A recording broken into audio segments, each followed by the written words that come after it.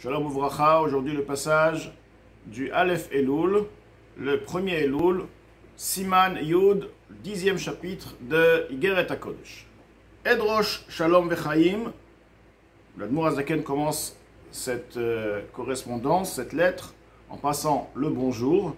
Donc je passe le Shalom, la paix et la vie, à tous ceux qui vont donc lire cette lettre-là. Petach Dvarai, l'ouverture de mes paroles. Yair Ozen Shomat, réveillera. Que réveille que mes paroles, l'ouverture de mes paroles réveille l'oreille attentive. Tochachat Chaim, la remontrance pour la vie, de vie. Asher Ochiach Hashem Chaim, dont Akadosh Baruch Hu, la Ochiach vient du mot à prouver, à montrer la vie. Par l'intermédiaire de son prophète. Donc il s'agit ici de Yirmiyahu. Ve'amar, et il a dit ainsi, Chasde Hashem kilo tamnu vegomer, les bontés de Dieu, car ils sont interminables, ils sont illimités. Dans le sens simple, ce qui veut dire, les bontés d'Akadosh Baruch Hu sont infinies.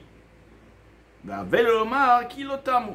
Mais si c'est ainsi, le langage devrait dire ainsi, kilo tamu, non pas tamnu, mais tamu. Car tamnu veut dire nous, nous-mêmes, nous sommes interminables. Ou nous, dans le cas, ça revient sur la personne, l'otamnu, nous-mêmes. Et lorsqu'on veut dire les chasde Hashem, les bontés d'Hashem, il fallait dire kilo tamu, car ils ne sont pas terminés. Comme Shekatu, et d'ailleurs, il est écrit ainsi, Kilo tamu chasadecha vegomer, car tes bontés ne sont jamais terminées. Effectivement, il est écrit Kilo tamu. Et pourquoi là, le langage est tamnu? Donc apparemment, ceci fait référence à une troisième personne. Yuvan api ma shekatu bezohar hakadosh. Ceci sera compris d'après ce qui est écrit dans le Zohar hakadosh. It chesed ve'it chesed. Il y a deux chesed. Il y a un chesed, il y a un autre chesed. Deux catégories de chesed. It chesed olam chulu. Il y a un chesed qui s'appelle chesed olam, une bonté du monde, c'est-à-dire une bonté limitée, etc. Veit chesed ila. Il y a également un chesed, une bonté qui est ila, qui est supérieure. Dehu rav chesed chulu. Cette bonté est rav chesed, un grand chesed, donc une bonté illimitée. On parle donc des bontés, les chassadim d'Akadosh Baruch Hu. Ki hine mudat zot Torah nikret oz. Car voici le connu, car cette Torah est appelée aussi Oz, puissance. Donc la Torah, parmi les noms que la Torah a, elle a aussi le nom de Oz, la puissance. Shu lashon gvura, puissance. Quand on dit puissance, on fait sous-entendre aussi la force, la rigueur. Kumosha amrou chazal, comme nos maîtres de mémoire bénis ont bien dit, Tariag mitzvot nemru le Moshe misinai mipi agvura, 613 mitzvot ont été donnés, ont été dit à Moshe, à Sinaï, de par la puissance. Donc on voit bien le mot de Gvura, la puissance. Ou dirtiv, comme il est écrit, Mimino ejdat lamo, il est écrit de par sa droite, un feu de Torah, donc d'enseignement, lamo à œil, donc il leur a remis un feu d'enseignement. Donc on voit bien que Esh, la rigueur, Esh c'est la Gvura, est employé au niveau de la Torah, puisqu'on dit Mimino de sa droite. Le Yamin, c'est le Chesed, c'est la bonté. La Torah qui est appelée Chassadim. Tout de même, elle est aussi appelée Esh, le feu, la Gvura. Pirouche, explication. Torah Mekora Beshorcha Urak Chasde Hashem. La source de la Torah, la racine de la Torah, est uniquement Chassadim. Effectivement, la Torah, en réalité, la source de la Torah, comme elle est à l'origine, et les chassadim, c'est que bonté. Amechunim beshem yamin. La bonté est appelée par la droite. Le yamin, la droite, représente le chesed. Dehainu, que veut dire la bonté? Amshachat bechinat et le kuto idbarach.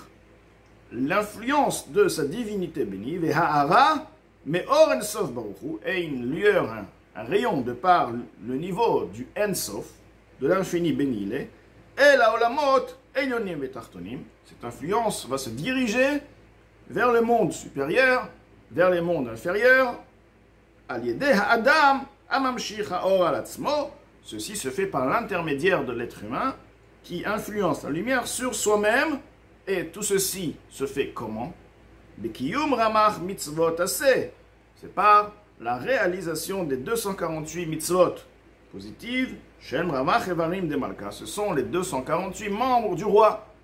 De la même manière qu'un membre attire la vitalité dans ce monde en lui-même, donc le membre est un kéliat, un réceptacle, les mitzvot, la réalisation d'une mitzvah fait à ce que la vitalité divine, sa influence descend dans les mondes supérieurs et inférieurs, tous les mondes, et bien sûr sur la personne qui l'a réalisé.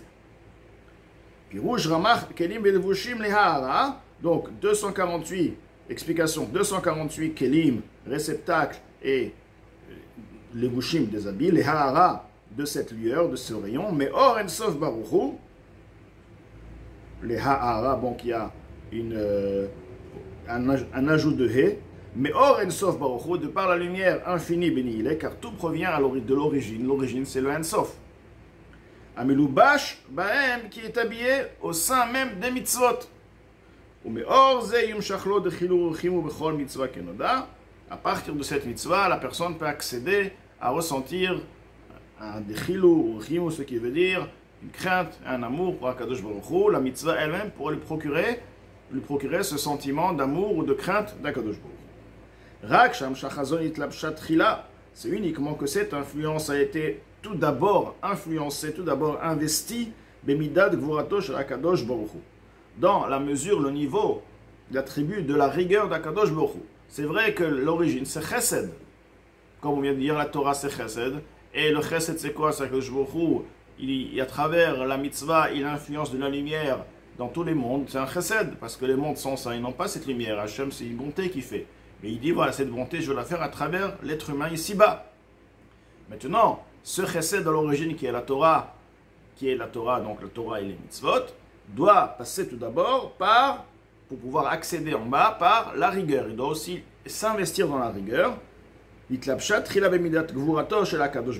habillé tout d'abord dans la mida, dans la mesure de la rigueur d'Akadosh Baruch Hu, qui est appelé par Esh, comme on vient de dire, Esh Dat, donc le feu. Que veut dire le feu?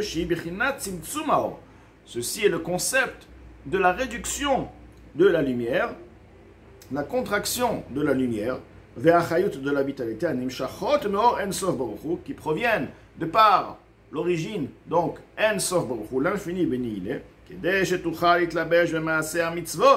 pour lui permettre de pouvoir s'investir et s'habiller dans les mitzvot. Car les mitzvot sont limités. Comment investir une lumière aussi puissante dans les mitzvot? Il faut la réduire.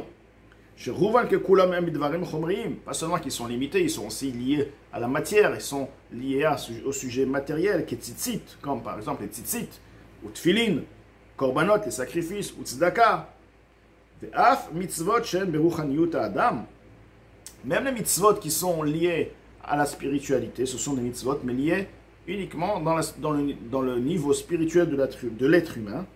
Comment ira ve'ava, par exemple, le fait d'avoir en soi, de travailler, de méditer, de réveiller en soi une crainte et un amour, une prière investie de par la crainte et l'amour. Donc il y a la prière, il y a l'étude de la Torah, qui est aussi liée au physique, car la bouche, effectivement, elle va devoir prononcer les mots. Mais il y a aussi le sentiment, qui est essentiel dans cette mitzvah. Donc ça reste, donc à partir de là, c'est spirituel. Afalpiken, malgré qu'ils sont spirituels, hen biprinat gvul umida, ils restent toujours limités et mesurés. Velo biprinat en sof klal, ils ne sont pas du tout infinis. Ils ne sont même pas dans le concept, il dit biprinat, le concept d'infini, ils ne touchent même pas le concept d'infini. Qui avar abal Hashem bliketz, car l'amour pour Hashem à l'infini, ou gvul sans limite, ou mida, mesure, en hadam yachol esov la belibo. L'homme ne peut pas la supporter dans son cœur, veliot kayam et gufo, et d'être toujours dans son corps. Il pourra la supporter, mais à partir de là, l'âme va devoir sortir du corps. Afil ou rega, et même pour une seconde, ou que Maharazal, quand les paroles de nos maîtres de mémoire bénis, Bishat, Matan Torah, au moment du Matan Torah, lorsqu'il y a eu la révélation d'Akadosh Baruch Hu donc une révélation extraordinaire sur terre, chez Aïta Idgalut et le Kutoïd Barach, où à ce moment-là, la révélation d'Akadosh Baruch Hu eut lieu, de Or El Sof Baruch Hu, et lorsqu'on parle de la divinité, on parle donc aussi du niveau de En Sof, de l'infini. Il y avait un concept de En Sof qui s'était révélé au Bnei Israël, à Har Sinaï, Biprinat Dibour et Idgalut, dans un niveau de Dibour et Idgalut. Dibour veut dire la parole, Idgalut et révélation. C'est quoi Akadosh Baruch Hu Vaidaber Elokim, il est écrit Akadosh Baruch Hu par là. Que veut dire par là? C'est une révélation qui est passée de par la parole et une révélation de manière générale. Parcha Nishmatan Chulu. Quelles étaient les conséquences? Les âmes des Bnei Israël se sont envolées, ils sont morts. Le corps ne pouvait pas contenir le sentiment d'amour que les Bnei Israël avaient à ce moment-là et la crainte qu'ils avaient à ce moment-là. Et que Akadosh Baruch Hu devait leur ramener par leur faire Triat Hametim, une résurrection pour leur permettre de continuer à vivre. Donc de là, Admor HaZaken nous explique qu'en effet, la Torah et les mitzvot restent limitées. Du fait que la Torah et les mitzvot sur terre sont limitées, et la lumière va devoir s'investir dans la Torah et les mitzvot sur terre aussi. Donc forcément, elle a besoin de passer par Gvura, limiter les bontés qui sont infinies, pour pouvoir, qui sont infinies par rapport au niveau de l'être humain en bas, pour leur permettre de s'investir dans la Torah et les mitzvot.